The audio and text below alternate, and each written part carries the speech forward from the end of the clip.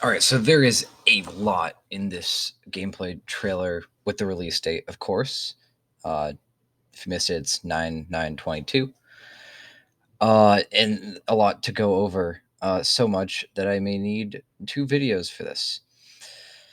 So yeah, let's jump in. First, we got the opening screen with all the player banners, which are very nice. I love the player banners. You can see a few designs here. Kind of looks like it's going to be pretty limited though.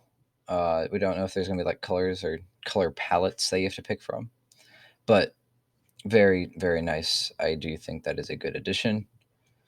And then we have this little effect that shows that we have a shield when we land for a limited amount of time, which is another counter to spawn camping, as is the jumping spawn in, because you can go around enemies and get the drop on them.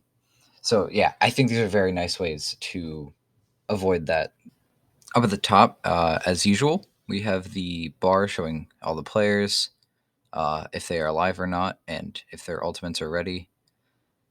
It's just really just a more simplified version with the shapes being less elaborate on the character monitors and the time bar being a square.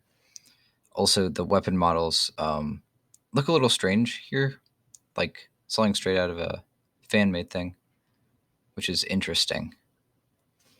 Not too far into the trailer, we get a good look at the kill notification thing at the bottom, which is very nice. I like the design. The little stickers on the side are nice. I like how they implicated those a lot more into the game, the graffiti style. And then we get a look at the tracking subweapon, which before was a sphere that anyone within it would have a little thing that caught on to them. Here, it just seems to be a line, so you have to aim it, which is a bit strange because the one from Splatoon 2 was not that overpowered. So I'm curious as to why they made that decision.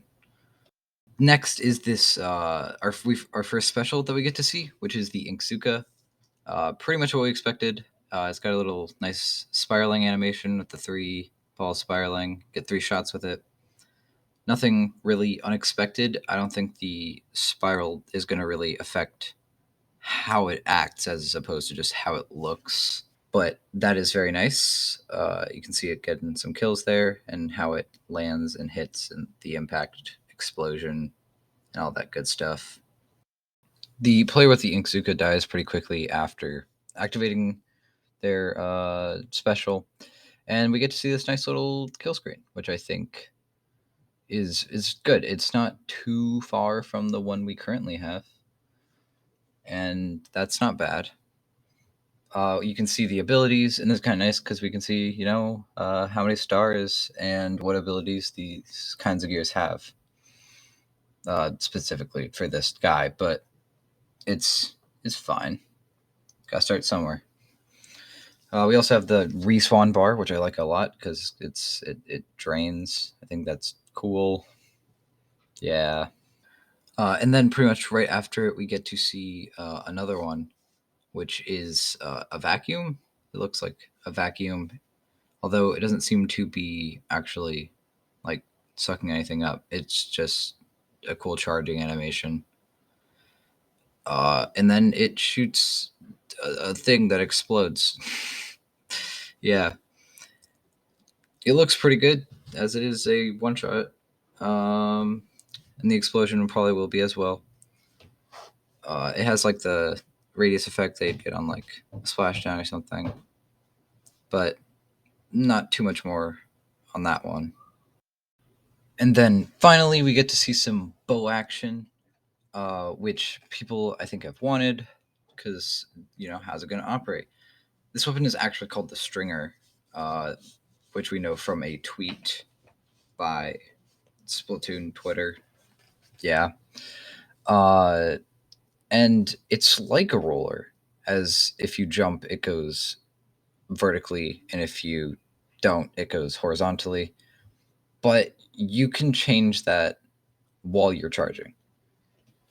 So if you shoot it while you're jumping, if you charge it, okay, if you charge it and then jump, it will switch to vertical.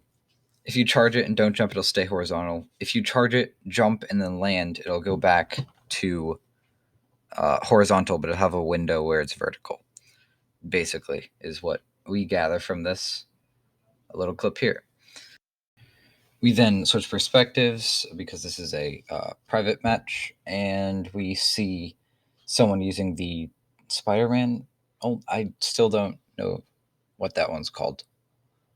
But anyway, they use it, and it's, again, pretty much what we expected. But for a few frames while the Inkling, or the Ogling, whatever, the player is in midair, it seems like they're invisible. It has that kind of, like generic invisible gaming effect where you're see through, but you have an outline. I don't know what that's about. Like the Inkjet, you jump back afterwards, which I think balances this weapon very well because getting around like that is kind of overpowered. So it's kind of just to scout and get kills. And it seems you can use your main and sub weapon while using this, which I guess now is a good time as ever to talk about that little UI up in the right corner. I think this is great. I really like this. This is one of my favorite visual parts of this trailer. It's great. The two-tone sub thing, I'm for it. The bars on the special charge up, also for it. Don't know why it's bars, but it looks cool. Don't know if that's going to affect anything. And oh wow, look at the time. Looks like it's crab time. Here's the crab special again. Stuff we've seen. The activation animation is nice. The deactivation animation is not nice. It's just, it blips out in a red blip. It's kind of lame. You could have at least tried to like make it have like a little explosion of ink or like little scraps of metal that kind of just like make a little explosion. It doesn't take that much effort. Come on, can do better than this. But getting back on track to gameplay elements, it's pretty much just a more powerful Inkling. You shoot, it's fast, it's far, not that far. It's like short range jet squelcher.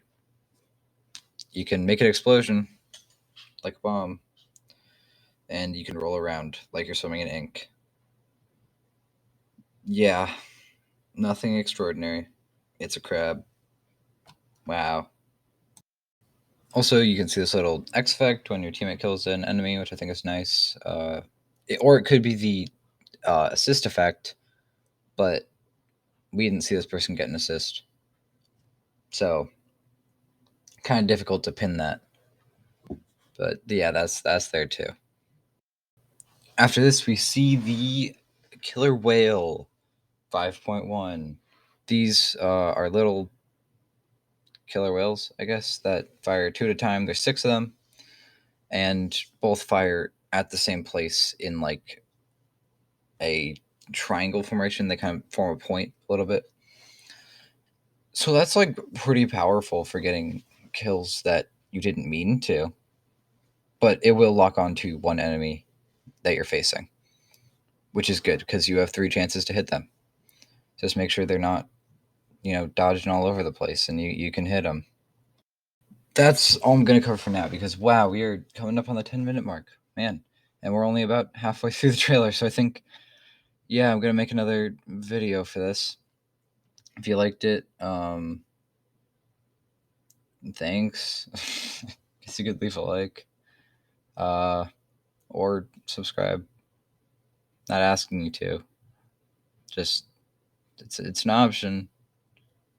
Yeah. All right. And I'll see you guys. Goodbye.